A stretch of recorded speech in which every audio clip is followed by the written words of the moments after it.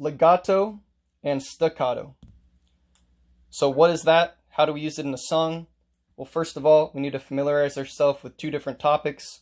That is the tie and the slur. They're very similar. So first off, we have the tie.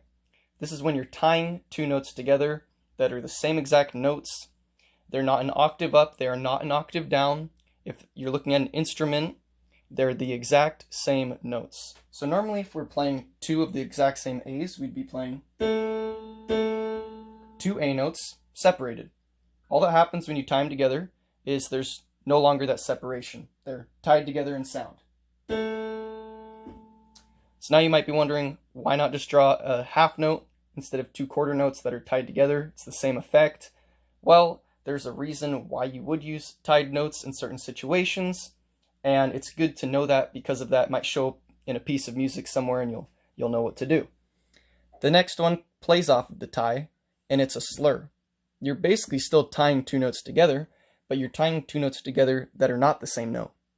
And again, this actually could be two different octaves. So if you have an A here and you have an A way up here, or if you have an A here and you have a A way down here, and you tie those together, well, that will be a separation of sound. Those completely different sound. One will be higher, one will be lower. So in that case, that would actually be a slur. So our slur example here is an A and a B. You're probably picking this up by now, but if you normally play an A and B, you'd play them separated. But if they're slurred together, and I'm going to play this, and then I'm going to have a section in between it, and I'm going to play that again. So I'm going to play that two different times. A, B. There was no separation in between it. There was no pause. I went straight from the A right onto the B, and it kind of had a cool effect to it. So it has even a better effect when we add some more notes to it. So let's call this A, B, C, D. See how that sounds. One more time.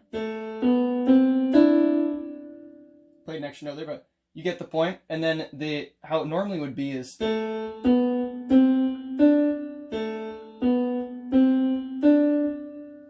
so instead of that separation, they're nicely slurred together.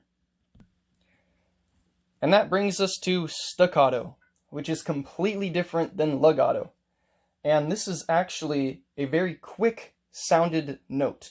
So you're not going to play it held out at all, and you're going to have an even more of a separation in between notes because of this. So normally if you play an A, you just naturally play it, dun, dun. But if you're doing a staccato, you're going to quickly play it and you're going to quickly let go of it. So it's going to be a very quick sound.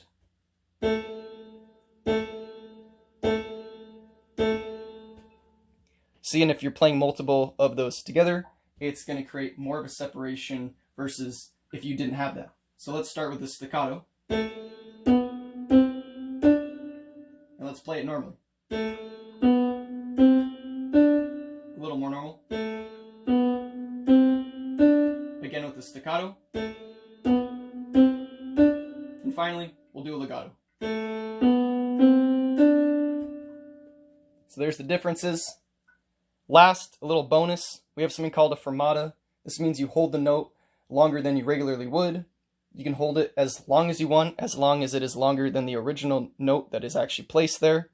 So you play 3 measures of a note, you play 10 seconds of a note. Typically, you'd probably feel the feeling of the piece that you're playing and probably fit that fermata, that long note, within the appropriate terms of what that piece is representing or what it's expressing. So normally a fermata is at the end of a song. Normally you'd have your fermata being the, let's say, the last note of a cadence. You'd have maybe your tonic note as a fermata, and you just hold it out, establishing this is the end of the song. And it gives a very nice effect.